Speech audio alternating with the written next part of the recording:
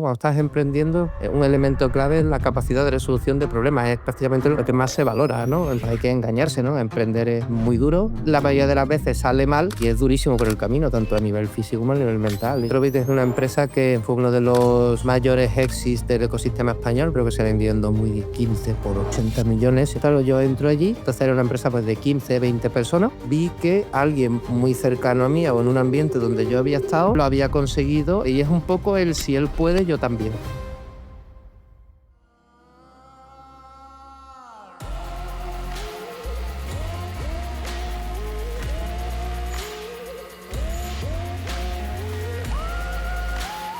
Bienvenidos a Las Puertas del Éxito, el podcast donde hablamos de lo que realmente significa emprender. Porque emprender no es solamente llegar a un destino o una meta. Emprender es el camino que te transforma.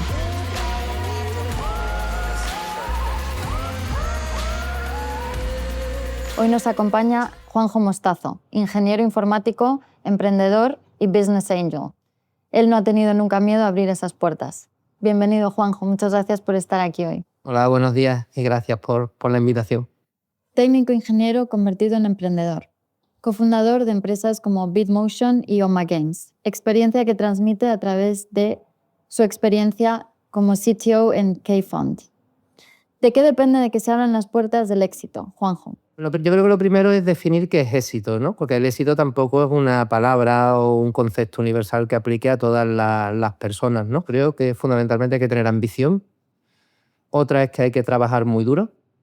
Luego yo pienso que, hombre, mínimamente hay que tener algo de inteligencia, llamémosle inteligencia como capacidades, ¿no? En diferentes ámbitos. Muy importante, yo creo que hay que ser listo, que para mí listo no es inteligente, listo me refiero como espabilado para la vida, ¿no? Tener calle, como dicen. Tener calle, ser sneaky, ¿no? Como, en inglés, ¿no? Entonces, pues ser capaz de detectar oportunidades, de ver opciones, de tener esa picardía para la vida, yo creo que también es fundamental. Y luego una quinta componente que no es nada desdeñable y con los años me doy cuenta que cada vez más importante, que es la suerte.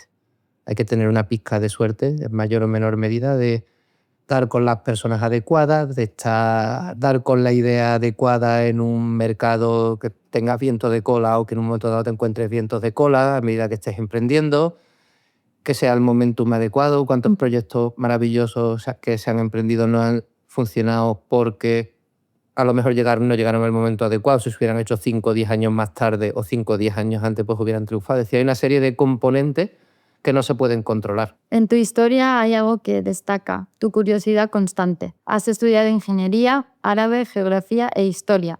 ¿Dirías que el cambio, la curiosidad y la calidad de vida son claves para emprender hoy? Yo creo que sí. Al final, la curiosidad es algo que mueve el mundo, ¿no? La curiosidad es lo que te hace querer estar constantemente aprendiendo, hacer cosas nuevas, salirte de la zona de confort. Y la curiosidad para mí es algo que no se hace, sino que se nace, ¿no? con ello. Recuerdo que cuando era adolescente, pues me gustaban muchísimo los ordenadores y cacharrear y todo lo que quiera, y empecé a programar por mi cuenta y tal, pero por otro lado también he tenido, pues, en mi caso particular, una vena humanística muy fuerte, que me han gustado siempre mucho pues, la arquitectura, la historia y tal. Cuando decidí que estudiar, digo, bueno, me voy a tirar por la parte de ingeniería, que seguramente tenga algo más de futuro, por lo menos cuando estudié hace 20 años, y ya luego haré las otras cosas en otro momento de mi vida, ¿no? Y a día de hoy, pues eso, todavía no he terminado geografía e historia, sigo con ello. Ahora mirándolo con retrospectiva, pienso que es algo que me ha ayudado mucho en mi faceta de emprendedor, y es a tener un hobby en el plano intelectual que no tenga nada que ver con mi labor profesional.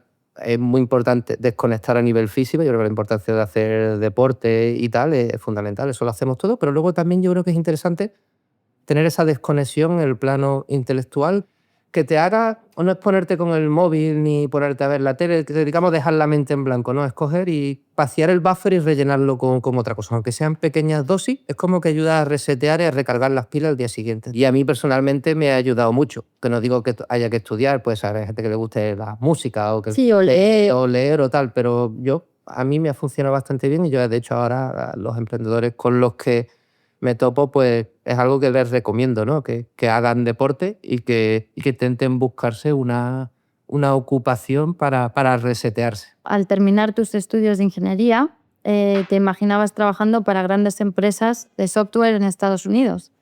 Viajas al sur de Inglaterra para entrevistarte con IBM. Y el mundo startup lo conoces en Barcelona, según tengo entendido. En Trovit sucede algo que te hace ver que emprender es posible. ¿Qué ocurre en Trovit y qué recomendarías a esas personas que se plantean emprender y están indecisas? Total, me llego al contacto de una empresa en Barcelona donde me ofrecen una entrevista en una startup que no era Trovit, era también una empresa de real estate, pero en el mundo startup. Y bueno, pues paso la entrevista y digo, bueno, me voy para allá. Yo al final me voy para Barcelona. Estoy unos meses en esa empresa, así es como descubro el mundo startup, que yo prácticamente no sabía qué es lo que era. Pero bueno, al cabo de unos meses pues me cambio, me surge la oportunidad de irme a Trovit y a mí siempre les digo que les estaré muy agradecidos porque me cambia la vida. Porque en Trovit sí que tuve la suerte de ser Trovit, es una empresa que fue uno de los mayores exits del ecosistema español, creo que se vendió en 2015 por 80 millones, si no recuerdo mal. Esto estoy hablando de mucho antes, de 2009 o así, cuando yo entré. Entonces era una empresa pues, de 15, 20 personas. Claro, yo entro allí y siento primero que es una familia donde pues todos van a una, es muy informal, ahí los founders pues eran uno más dentro del equipo y era una empresa que entonces iba como un cohete sideral, estaba despegando y en su día pues lo reventaron pues, con SEO y con visitas y monetizando, o sea, estaban creciendo muchísimo. Y yo lo que ahí sentí y vi es que yo trabajaba codo con codo con el que entonces era el CTO, que es Dani Jiménez, y Dani Jiménez venía a la oficina en charpla, en pantalón corto, luego nos íbamos de cerveza, nos íbamos al gym. Yo vi que era un tío normal y además un tío de barrio, como venía yo, o de clase media, por decirlo de algún modo.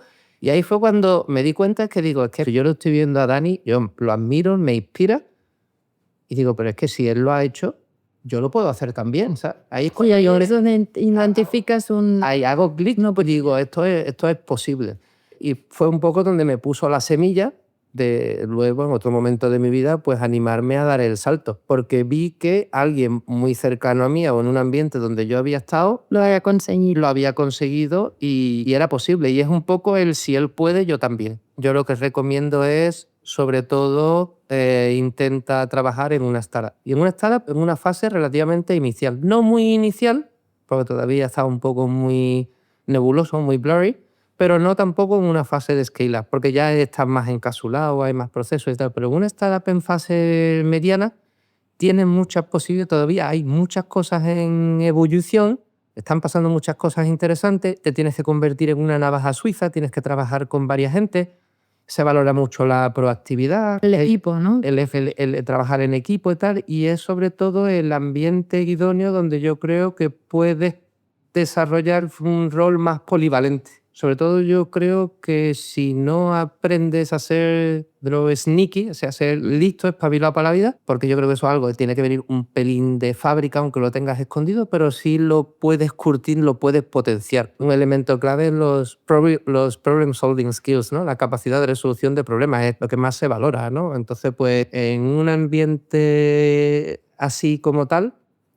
yo es algo, yo lo veo como una mili profesional. Yo se lo recomendaría a todo el mundo, quiera o no emprender. Como la mejor escuela, vete a una startup y... Es lo mismo que dice, pues hago la carrera o me hago un MBA y luego empiezo profesionalmente. Pues puedes hacer el MBA o no, pero para mí esto es como, trabajar en una startup, para mí es como un MBA también. Pues yo creo que por lo menos, al principio por lo menos es más horizontal, que te hace explorar varias cosas y descubrir pues a lo mejor potenciales vías que tú no habías ni visto. Te ayuda, yo creo, a encontrarte y a descubrirte a ti mismo profesionalmente. Lo mismo que al final, pues, yo os recomiendo también vuelta de nuevo, al que nos escuche, no sé qué franja de edad, pero bueno, si tiene 18, 20, 20 y pocos años es salir de casa, que a los 18 años pon todo el cariño del mundo, patán el culo y fuera, es decir, porque que eso es algo muy anti-español, me estoy metiendo en un jardín, ¿no? Pero Un tema un poco polémico. un tema un poco polémico, pero no, pero creo que es muy positivo porque el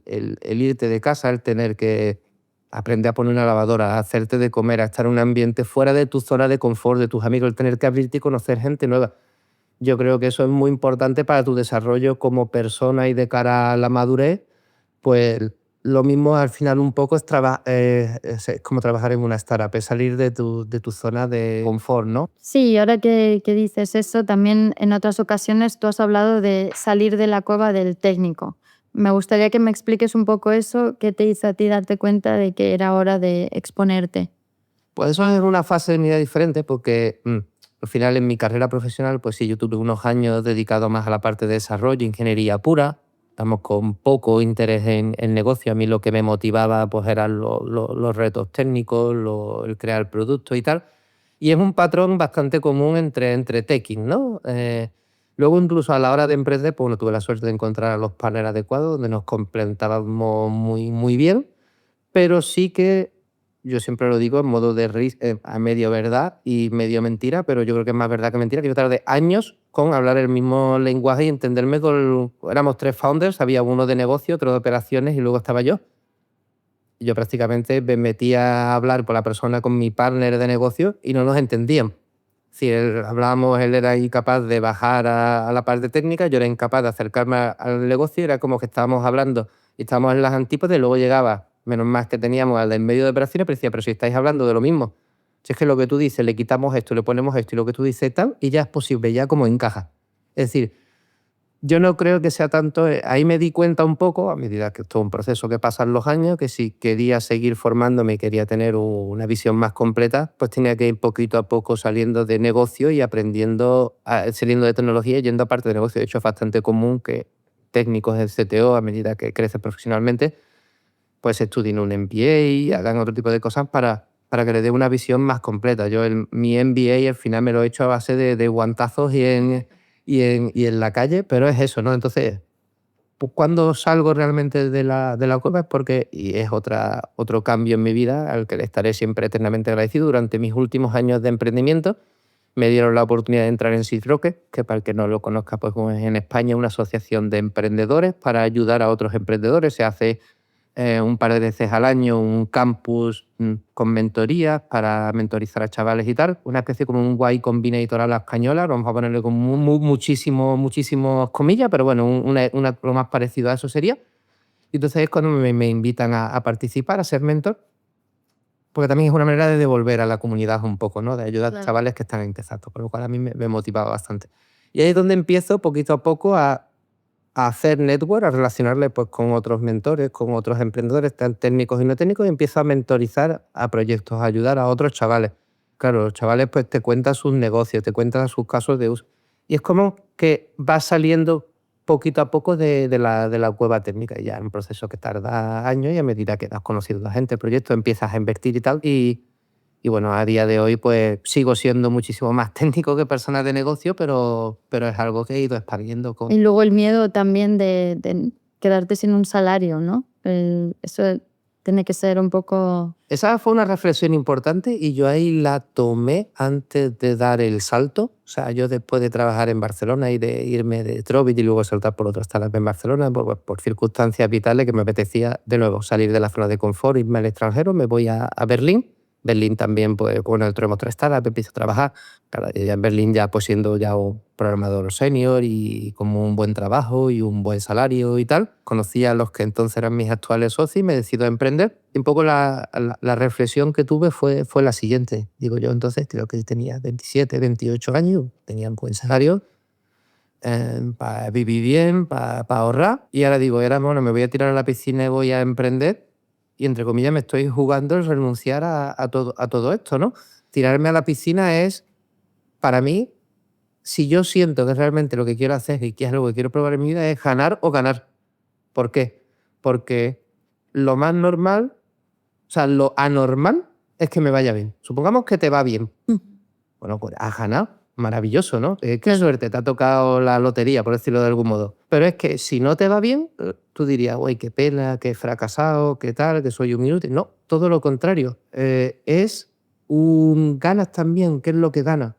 Ganas experiencia, ganas resiliencia y ganas sobre todo, yo creo, una muy buena entrada en el currículum que te puede abrir muchas puertas en el futuro. Yo lo que decía, digo, es que si emprendo y me va mal, luego a mí me está diciendo la gente, o es algo que constataba, que es que luego pues para potenciales entrevistas, si me quiero reincorporar al mundo laboral, me lo van a valorar muy bien. Y yo, de hecho, luego, en otra fase de mi vida, yo como entrevistadora es algo que he valorado mucho, ¿no? Cuando me llevan un currículum con alguien que ha emprendido antes y le ha ido mal, para mí eso es algo muy positivo. Fijas más en el... Porque me está demostrando que es una persona que, aunque por las circunstancias que sean no le haya ido bien, pero ha demostrado valentía, ha demostrado proactividad, ha demostrado que quiere salir de la zona de confort y ya de entrada es alguien que a mí me apetece conocer potencialmente en mi equipo. Entonces digo, ¿cuál es mi coste de oportunidad? Bueno, pues voy a intentar esto 1 año, 2 años, que son 1 año o 2 de salarios y de ahorro, que me los voy a cubrir, pero mira, tengo 20 y tantos años, todavía no tengo familia, no tengo nada que perder y lo vi como una inversión profesional. Y bueno, ¿Te salió bien? tuve la suerte de que en el caso normal me salió bien, pero bueno, en el caso de que me hubiera ido mal, estoy seguro que hubiera reconducido mi vida profesional de una manera, hubiera sido mejor que si hubiera seguido en esa zona de confort. Yo por lo menos lo sentía así. Pero la gran reflexión aquí es normalizar el fracaso y ver el fracaso como algo positivo. Es decir, para mí fracasar es, a la hora de contratar yo, es mucho mejor que no fracasar sin haberlo intentado. Pues Juanjo, hablemos de tu primer proyecto. Tu primer proyecto de emprendimiento es la Biblioteca Multimedia de Coplas del Carnaval de Cádiz. ¿Qué aprendes de este primer proyecto? A fracasar. O sea, pues mira, de verdad, este mi primer proyecto fue se podría denominar un fracaso, porque eso no fue a ningún lado, pero me ayudó mucho, porque fue, bueno, a mí yo pues soy de Cádiz, como buen gaditano pues me gusta muchísimo el carnaval, entonces pues bueno, se nos ocurrió, el carnaval pues está todos los vídeos en YouTube, pero está todo muy desorganizado, entonces la idea es, digo, bueno, vamos a montar una aplicación multimedia que es ordenar el contenido, hacer un wrapper, un layer on top of, una capa encima de YouTube para acceder al contenido de una manera más fácil y categorizadita. Entonces, aquí, ¿qué es lo que hice? Pues bueno, fue la primera vez que, entre comillas, todo el mundo part-time y como hobby, pues monté un equipo. Es decir, estaba yo, el burro por delante. Estaban, ya que lo veis, ya que empezaba. Estaba yo y yo. Estaba yo, no, la verdad que monté un equipo de 4 personas, donde éramos, bueno, un experto en carnaval, que es uno de mis mejores amigos de la infancia, que es el que se conoce todas las coplas de todos los agrupaciones de todos los años, que era el que buscaba los vídeos y los ordenaba.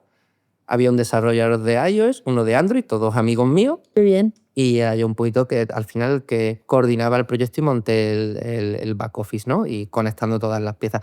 Pero fue una experiencia muy buena porque independientemente, ahí ni cobrábamos, ni levantamos inversión, pusimos la app, creo que facturamos con la app. O sea, al final hicimos 2.000 descargas de pago, que hicimos 2.000 euros. Pero bueno, fueron unos meses de trabajo como hobby, tuvo bastante repercusión en prensa, al final nos sacaron incluso en la tele, pero más allá de todo eso fue la primera experiencia donde tuve que montar un equipo, tuve que coordinar y bueno, y aprendí donde tampoco era tan fácil, ¿no? Claro. Entonces, pues yo ahora mirándolo con retrospectiva siento que es algo que me ayudó y me dio tablas de cara al futuro. Claro, porque en 2012 te tomas un año sabático, viajas por Europa, te trasladas a Berlín a trabajar en el sector AdTech Mobile Marketing y aparece una gran oportunidad de mercado. Creas Bitmotion junto a 2 partners en París y Bitmotion va bien. ¿Cuáles fueron los grandes retos de este otro primer gran proyecto? El primer gran reto, aquí lo que aprendí con Bitmotion, con la primera empresa, fue a pivotar. A pivotar, que es algo también que es el concepto clave dentro del mundo startup cuando estás emprendiendo. Es decir, tú te reúnes con un equipo de personas que te complementen, detectas una oportunidad, una idea dentro de un mercado y pues te pones a ejecutarlo. Y lo más normal, y es algo que tú no sabes hasta que te metes, es que la idea la tengas que cambiar, la tengas que ajustar, tengas que dar varios bandazos hasta que encuentres el conjunto adecuado que sea donde puedas realmente pues, encontrar el product market fit, escalar, ser rentable y tal. Entonces, pues nosotros aquí tuvimos una idea y nos fue decentemente bien con la idea, pero no la escalábamos todo lo que quería, entonces decidimos pivotar y montar. Bueno, nuestra idea era pues un SaaS, que tal caso lo que era, pero al final lo que decidimos es montar una agencia encima de nuestro SaaS y abrir como una nueva vía de negocio. Entonces este pivote fue lo que nos hizo pues escalar en facturación y tal. Y que nos empezara a ir bien. Entonces, aquí el gran aprendizaje fue a pivotar en el sentido de ser valiente, de que por mucha fe que yo tenga en mi idea, sí, y es algo que yo ahora como inversor valoro mucho, mucho en los emprendedores y los proyectos en los que invierto, que no es tanto la idea, sino el equipo y el mercado. Un mercado interesante, que tenga viento de cola o potencial, que sea grande, y un equipo inteligente, espabilado. Si tiene un pelín de suerte y trabajan duro, lo más normal es que encuentren su sitio dentro del mercado. Pero igual no es tan importante la idea en sí, sino la conjunción de las otras dos cosas, ¿no? Entonces, en nuestro caso, a la hora de esa capacidad o esa valentía de decir que bueno, abandonamos esa idea inicial en la que teníamos mucha fe para probar otra cosa, porque es que es escuchar al mercado y escuchar a tus clientes. Si el mercado, si una vez que estás en el mercado te das cuenta de que los tiros van por otro lado, pues tener esa valentía, esa humildad y esa pues no cabezonería pues De seguir RQR. de seguir RQR y de hacer otra cosa. Entonces ese fue un aprendizaje. Y otro gran aprendizaje de Bitmotion fue los negativos de la concentración de clientes. Es decir, vale mucho más tener 100 clientes pequeñitos que 2 grandes, porque cuando estás muy expuesto a, en nuestro caso, el Bitmotion, que a lo mejor teníamos 20 clientes, que nos iba muy, muy bien, pero 2 clientes suponían la mitad de la facturación. Entonces eso es un riesgo enorme. Que, hombre, mejor tener esos 2 clientes que no tenerlos, pero que es algo también donde intento hacer mucho hincapié con los emprendedores ahora, de en la medida de lo posible pues evitar la dependencia de clientes, porque te hace ser muchísimo más frágil y te baja mucho. Un poco esclavo también, Te ¿no? hace ser un poco esclavo de los clientes, te hace pues, ser más consulting y no tan producto. Entonces, pues ser más inteligente a nivel estratégico y en un momento dado aprender a decir que no, porque lo que puede ser un paso atrás hoy a lo mejor son 3 pasos adelante. Entonces, os centráis en Homa Games, Sí. que es un éxito y en 2024 logra levantar más de 168 millones de dólares. Ha lanzado más de 100 juegos y, sin embargo, en 2021 decides también dejar de ser CTO de Homa Games. ¿Cómo es convivir con el éxito? Bueno, aquí voy a matizar varias cosas. La verdad es que con Homa Games, pues bueno, aquí lo que hicimos fue encontramos una oportunidad dentro del sector de los videojuegos, que es un mercado gigante, dentro de videojuegos para móviles, que sigue siendo normalmente gigante, y nos encontramos que pues, podíamos ayudar a muchos desarrolladores de videojuegos a convertir sus juegos en éxitos a escala mundial, desarrolladores pequeñitos, porque las grandes empresas de creación de videojuegos pues, hacen cierto tipo de juegos que se monetizan muy bien y pueden ganar mucho dinero, pero hay una buena porción del mercado donde esas grandes empresas no se meten, sino que la hacen desarrolladores pequeñitos, que son muy buenos haciendo juegos, pero son muy malos monetizando y haciendo el marketing. Entonces aquí es donde es hacer el match y darle valor añadido a esos estudios, desarrollar una tecnología para ayudar a monetizar mejor y a encontrar qué juego tiene potencial de convertirse en éxitos a escala mundial. Entonces, pues bueno, empezamos a dedicarle mucho foco, energía, creamos la tecnología, veníamos con mucho conocimiento, empezamos a captar clientes. Y nos fue ahí, pues bueno, al principio con fondos propios de la empresa anterior, pero ahí sí que nos levantamos todo el dinero de golpe, pero aquí en esta empresa sí que tuvimos que apostar por un modelo de alto crecimiento y en un periodo de 2 años, entre 2019 y 2021, pues levantamos 3 rondas con un valor acumulado de pues 150 millones de dólares o una cosa así. Entonces fueron 7, luego 35, luego 80, ya no me acuerdo si de euros o de dólares, según el cambio, me baila, pero bueno, por ahí, pero ya fue un modelo diferente, una empresa de alto crecimiento, donde hemos crecido mucho equipo, hemos comprado estudios, hemos seguido desarrollando la tecnología y un poquito el Homa lo que buscamos es un modelo de creación de contenido muy horizontal, donde vamos teniendo juegos que nos van yendo bien, pero es un negocio muy de outliers, donde un juego es el que realmente te puede coger y te lo puede reventar. Porque en el mundo del videojuego la diferencia entre ser una empresa de éxito relativo y una empresa, un decacornio, una empresa de más de 10 billones de valoración, es un juego.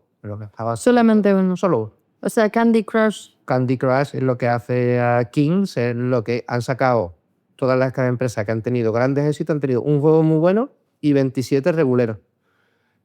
Pero es que ya con ese uno de éxito ya puedes empezar a sacar Candy Crush 2, Candy Crush en el Congo belga, Candy Crush en no sé dónde. Y puedes crear una comunidad creas millones de cosas. Entonces, nosotros un poquito lo que buscamos es encontrar nuestro Candy Crush. Y por el camino, a día de hoy, pues hemos publicitado unos 70 juegos, de los cuales, para que te hagas una idea de cómo de outliers es esto, la facturación total acumulada está concentrada en 2. O sea, la mitad son 2 y la otra mitad los 68 restantes. Primero se llama Skyroller, segundo que se fue de 2022 o así, y bueno, y sigue haciendo todavía, y este segundo que nos va mejor todavía, que es de principio de este año, que se llama All in Whole. Bueno, invito a que se lo descargue todo el mundo. All in Whole. All in Whole.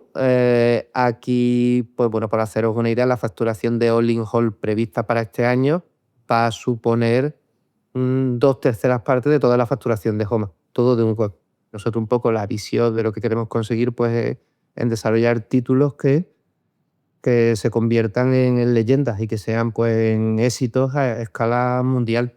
Y luego se puede hacer una película o... Claro, entonces al final estás desarrollando productos de entretenimiento y quieres que sean parte un poquito de la cultura urbana, ¿no?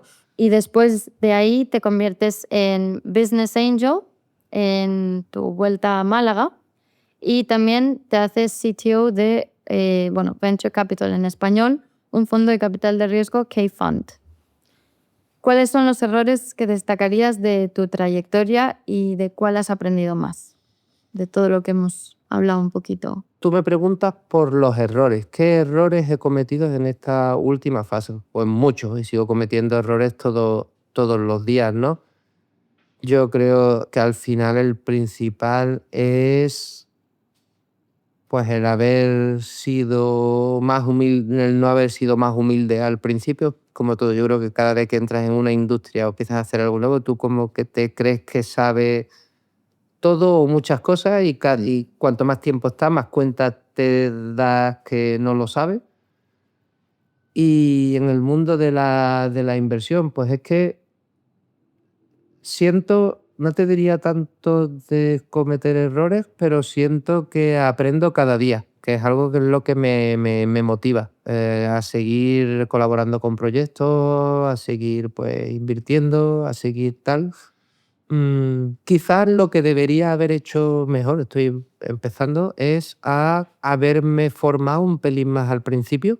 Yo creo que hay campo, aunque me hice un campus de Business Angel un poquito para familiarizarme con los conceptos y tal, debería haber hecho alguno más porque se aprende mucho o sea, no es teoría, sino simplemente son experiencias de otros pues, inversores, cómo lo hacen, en qué se han equivocado.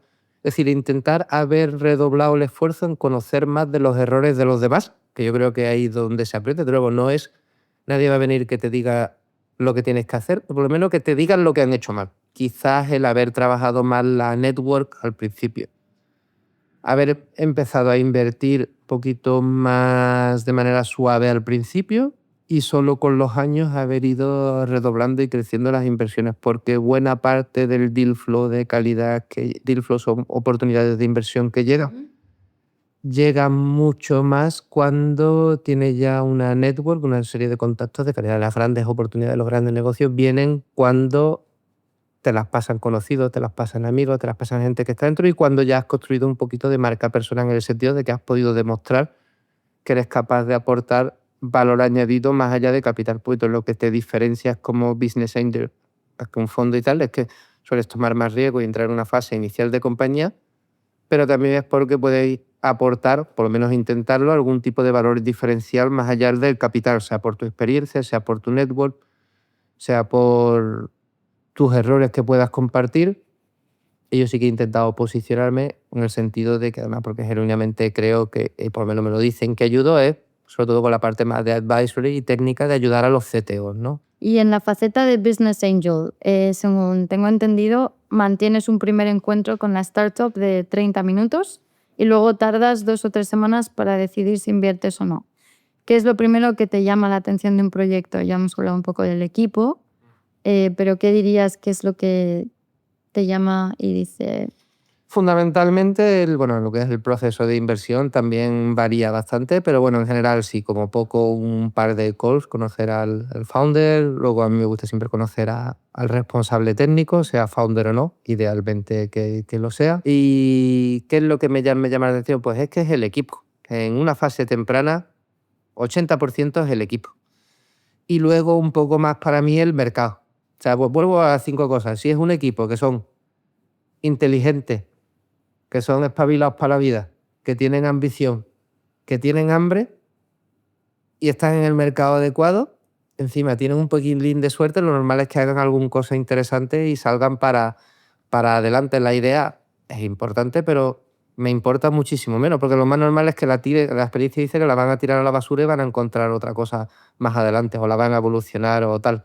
Y, por ejemplo, ¿cuáles son las líneas rojas de, por ejemplo, un perfil de emprendedor, por ejemplo, ideal, ¿no? ¿Cuál sería una persona que digas, el equipo, esto tiene 2 o 3 cosas que no me gusta y no me centro ya en él? O sí, estas 3 cosas las tiene, las que yo digo, voy para adelante. Líneas rojas para mí son el que el founding team no esté full time o que haya alguno de los founders que no esté a tiempo completo. No, pero sí un ratito, pero si levantamos la ronda, nos ponemos no. Yo me estoy jugando mi dinero, yo lo poco que te exijo es que tú te juegues tu coste de oportunidad con tu tiempo. Eso es unas líneas rojas. Un cap table destrozado también es otra línea roja, donde, por ejemplo, pues haya entrado una incubadora o una aceleradora o haya un socio capitalista, que es como un founder, pero que no es operacional. Y ya al iniciar el proyecto, el founder solo tiene el 50% o menos. Pues eso ya es una línea roja porque se supone que si el proyecto va para adelante, al final te vas a tener que seguir refinanciar diluyendo. A medio o largo plazo lo que haces es desincentivar a los fondos que sientan que están llevando una compañía donde ellos se están trabajando mucho y no es suya. Bueno, luego hay un montón de líneas naranjas, ¿no?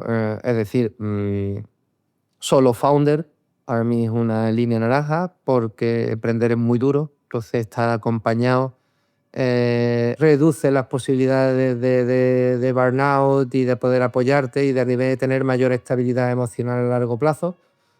Línea naranja más suave, pero que también la es, hombre, cuando estás emprendiendo con amigos de toda la vida, o con familia, o con pareja, que de todo hay. Ahí yo conozco casos de éxitos maravillosos de una pareja que han emprendido y les ha ido bien, pero para mí no es ideal, porque te ayuda a no desconectar, precisamente lo decía, te llevas los problemas a casa, sigues discutiendo en la cena, ahora te peleas en tu matrimonio o en tu novia, ¿qué es lo que pasa con la empresa? Claro. Es decir, no tiene por qué, pero son riesgos, ¿no? O establecer claro que, por ejemplo, no se habla de esto en casa, ¿no? Sí, pero eso Es complicado. es imposible. Yo porque conozco a muchos amigos que podía dar nombres de gente que le ha ido extremadamente bien emprendiendo en pareja, pero bueno, para mí, yo al final, puestos a analizar riesgos, para mí es un riesgo. En pareja es más suave, es más difícil ser solo founder, creo yo. Eh, pero bueno. Y luego, cosas que me gustan.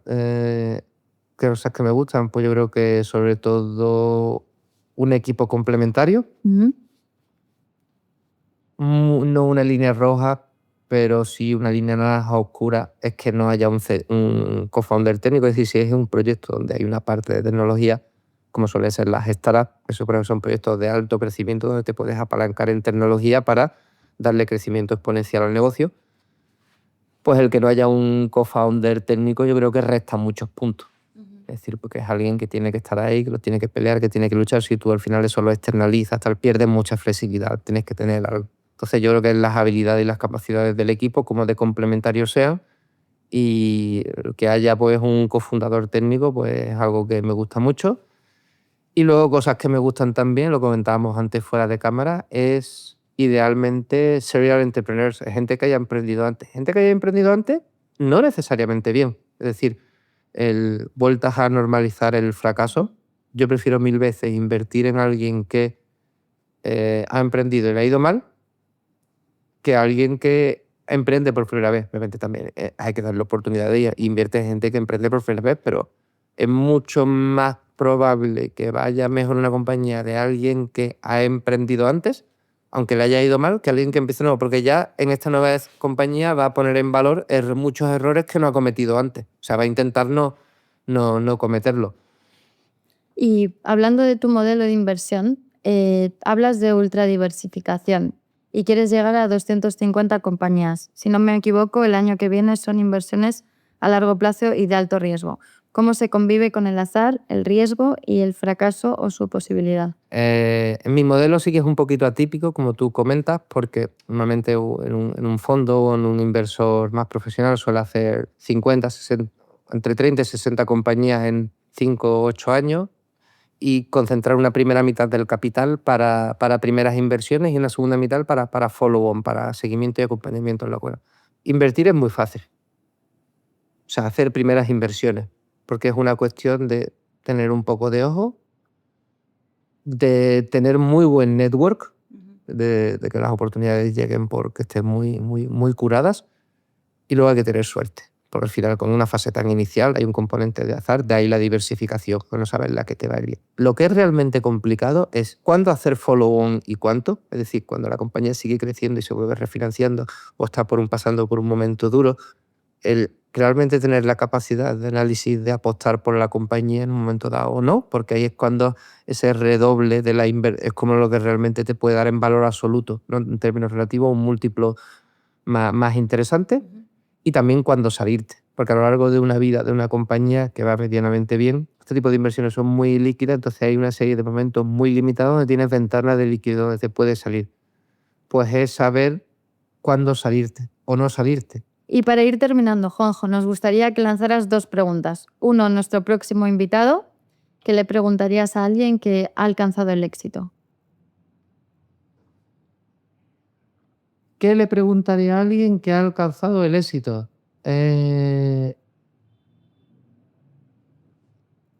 qué te equivocaste por el camino para haber alcanzado el éxito? Yo creo que la medición de una persona se mide no por lo que le ha ido bien, sino por cómo ha salido de cuando le ha ido mal.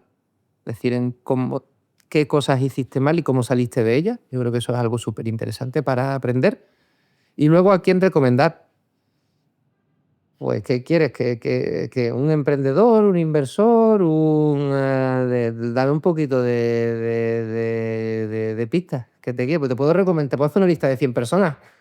Voy haciendo yo el primer listado. El que tú quieras, que te salga así. Que me salga así, hombre, pues yo creo que ahora sí que se me viene a la cabeza, yo invitaría a Javi y Emilio, Javi López y Emilio Nicolás, que son los founders de Magnific, que fue al calor de la IA, un éxito bastante reciente en el ecosistema español, que montaron su empresa entre dos, desde Murcia ya habían sido founders, una empresa que se llamaba Erasmusu, que la vendieron a Spotahome. Javi es una de las mayores eminencias en España en temas de inteligencia artificial generativa, tema bastante popular en Twitter, y bueno, se juntó con su socio toda la vida, con Emilio, y han montado un proyecto que en 9 meses creo que han alcanzado una burrada de facturación recurrente y han vendido ya y son parte de FreePic, que es otro empresón malagueño, por lo cual tienen una historia chulísima que contar. Pues bueno, sería así, a bote pronto te recomendaría a ellos dos que te los traigan al podcast. Además son muy majos. Lo vamos a intentar, a ver si lo conseguimos. A Javi y a Lili. Y luego, para ir cerrando ya, también queremos, al final, este podcast lo hemos creado también para que la gente pues vea ejemplos a seguir, tengan iniciativa, si tienen un sueño, luchen por él. Y para los estudiantes, por ejemplo, que estén ahora en un momento pues terminando la carrera, decidiendo a ver por dónde van, ¿qué deberían preguntarse a sí mismos hoy? Como, ¿qué es lo que deberían qué pregunta sería la adecuada o la que tú dirías que deberían replantearse en un momento de acabar una carrera e irme a un trabajo directamente, o si realmente, pues... Yo creo que si eres un estudiante y estás estudiando o acabando una carrera, yo creo que no es momento de preguntarte qué quieres hacer, porque no tienes ni idea, no lo sabes. Lo que tienes es que descubrir qué te gusta. Y luego el momento de preguntarte qué quieres hacer es cuando pues, ya tienes unos años de carrera profesional y de experiencia, y entonces, bueno, habiendo probado varias cosas, plantéate qué es lo que quieres hacer. Con 30 años, yo qué sé, ya te puedes empezar a plantear ese tipo de cosas, pero con 20 y pocos años yo lo que te diría es diversifica. Diversifica y trabaja en sitios diferentes. Vete 6 meses, 9 meses, un año al extranjero, a patearte el mundo. Pues yo creo que al final el Erasmus es lo que más ha beneficiado y lo que más te abre de mente. Conoces gente diferente. Trabaja en una startup, trabaja en un corporate, friega platos, haz cosas diferentes. Y profesionalmente, y ya luego, cuando hayas probado varias cosas, prueba y tira tu camino por lo que decides. No te dejes guiar por lo que quiera tu padre, tu madre, tu amigo, por lo que diga la sociedad, por lo que la sociedad espere de ti. Encuentra tu camino, pero también sé inteligente y no digas, no seas utópico en el sentido de tener un poco de picardía para con la vida, en el sentido de llegar a un equilibrio entre lo que me gusta y la ilusión que tengo versus lo que me permita tener una vida digna a medio o largo plazo. Es decir, porque yo creo también aquí me vuelvo a meter en un jardín y es bastante contrarian, pero yo pienso que ha hecho mucho daño la frase, o hace mucho daño la frase, niño, tú estudia lo que tú quieras. Es decir, sí, pero por lo menos reflexiona, ¿no? Y qué cosas te gustan. Y si hay 3 cosas que te gustan, pues esto, y por lo menos dentro de esto, que tú sepas lo que te viene después, o que tengas conciencia de tomar las decisiones, porque sí, uno tiene que estudiar lo que uno quiera, pero bueno, seamos realistas, ¿no? No quiero denigrar todas las profesiones, no son las más respetuosas, pero al final hay una entre lo que demanda el mercado y lo que se oferta en cuanto a volumen de personas. Bueno, es un poquito espabilado si te vas a meter en algo donde la posibilidad que tienes ya no te digo de forrarte, que no va de eso, sino de tener una vida digna, el de 1 entre 100, pues a lo mejor intentas estudiar o dedicarte a otra cosa donde a medio plazo pues tengas más posibilidades, y a eso que te gusta hacerlo como hobby. Pelín similar a lo que hice yo en su día, pues digo, me flipa la historia. Claro. También me gusta mucho la informática, al mismo nivel, las dos. Tuve esa suerte de que las dos realmente me gustan por igual. Le he dado esto, le he pegado un manotazo No, a esto. está en tu vídeo. Sí. Y pues bueno, voy a intentar tener perspectiva y ser inteligente. Digo, bueno, pues voy a hacer la que primero me va a dar más posibilidades de desarrollarme profesionalmente, y la otra, pues bueno, la puedo hacer en paralelo, en otra fase de mi vida y tal. Entonces ahí sí que tuve la suerte de tener esa visión, estrategia cuando era joven de tomar una decisión que yo pienso que fue acertada. Entonces, lo que pasa es que con 18, 20 añitos, pues a lo mejor pues cuesta de tomar. ¿Qué es lo que falta? Esto yo creo que falta en la sociedad sobre todo el modelo educativo en España. Yo creo que es lo que compartimos mucho, es que está roto.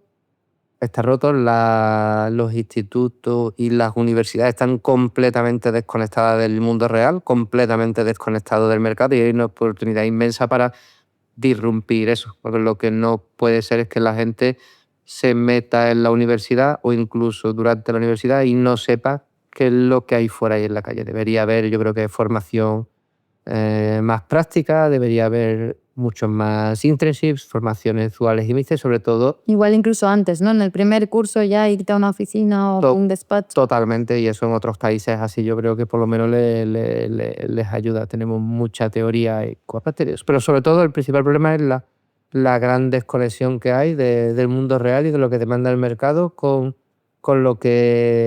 muchas carreras y con lo que se enseña. Entonces, creo que es algo que compartimos todos. ¿Quién lo ha dicho? La universidad a mí lo que me enseñaba es a tener disciplina y a tal, pero no he aprendido nada. Empiezo a aprender luego de la universidad y me ha dado una base sólida sobre la que luego aprender muy rápido. Es cierto, pero para mí la universidad es una gran oportunidad perdida de realmente... yo creo, no es una gran oportunidad perdida en el sentido de que minimizaría mucho la proporción de gente perdida o que se equivoca o se da cuenta luego que es muy alta, Eso se podría corregir mucho más temprano. Pero más práctico, ¿no? Menos teoría y más... Y más práctica. Pero ya incluso desde la época del instituto, visibilizándole a la gente. Yo traería a los institutos, a los chavales de 16, 17 años, no te digo de formación práctica en la empresa, pero traer gente del mundo real que les explique lo que hay, lo que se demanda, lo que no se demanda, darle... Así, chaval, Conti, te estás pidiendo a un chaval de 16, 17 años que tenga mentalidad crítica, ¿no? Pero si consigues por lo menos que 2 de cada 10 te escuches, pues ya has conseguido, pues ya tiene mucho impacto. A la gente, pues, mira, en el modelo, tú lo sabes bien, en Estados Unidos, que era el final, o en Inglaterra, como era, que los 2 primeros años tú estudias, no, es totalmente generalista, ¿no? Tú los que quieras. Claro, y luego ya, pues como te vas a estar aquí, pues tú con 18 años decides una cosa, porque te vas a meter 4 o 5 años y tú no sabes si te gusta o no te gusta, ¿no? Entonces, hacemos que gente en una edad muy temprana y con muy poco conocimiento previo, por no decir nulo del mundo real, tome decisiones muy importantes, estratégicas para su vida. Y yo pienso que eso es un error y que eso hay que corregirlo y modelo educativo yo creo que habría que disrumpirlo. Sino por la parte pública, porque no hay ni visión política ni ganas, pues por lo menos por la parte privada. Y así para cerrar, la última pregunta que me gustaría hacerte es ¿qué puerta te gustaría cruzar ahora, aunque no sepas a dónde te lleve? ¿Te imaginas salir del armario? No sé. No, que yo sepa, bueno, nunca digas nunca, ¿no? Que yo sepa de momento no. Pero no sé. ¿Qué puerta me gustaría cruzar? A donde no sé que me lleve. Pues mira, algún día, quizá cuando mis niños sean más mayores, me gustaría, ahora no porque perderme eso, me gustaría un día coger una mochila y hacer un viaje largo, pero sin programar, sin no saber dónde me voy a quedar dentro de 2 días. Pero al final tengo un gran defecto, una gran virtud, es que soy tremendamente calculador y tremendamente planificador. Entonces mi gran ilusión es aprender a... Coger una mochila y un destino y que te lleve... Y hacer un viaje largo completamente improvisado. Descubrir la puerta de descubrir la improvisación. Sería la que a mí me gustaría cruzar, porque a día de hoy es algo que no he conseguido. O sea, me encanta improvisar, pero soy incapaz, porque la mayoría de las veces, inconsciente o inconscientemente, ya lo he planificado todo. Y es una maldición, porque bueno, te hace muchas veces ser eficiente y no equivocarte, o equivocarte menos, pero por otro lado te agobia también un poco y te pierdes cosas, ¿no? Que al final lo bonito de la vida también es saber improvisar y saber dejarte llevar. Entonces me gustaría... Es divertido también. Es divertido. Entonces, para responder a tu pregunta, me gustaría cruzar la puerta de la improvisación. Muy bueno. Pues muchísimas gracias, Juanjo, por acompañarnos hoy y por enseñarnos también que emprender no es un destino, sino una transformación constante. Y bueno, pues muchísimas gracias, ha sido un honor tenerte aquí hoy y gracias a los que nos vais a estar escuchando a partir de hoy. Es nuestro primer episodio y que recordéis que emprender es un camino, una transformación y que a partir de hoy las puertas del éxito están abiertas. Gracias.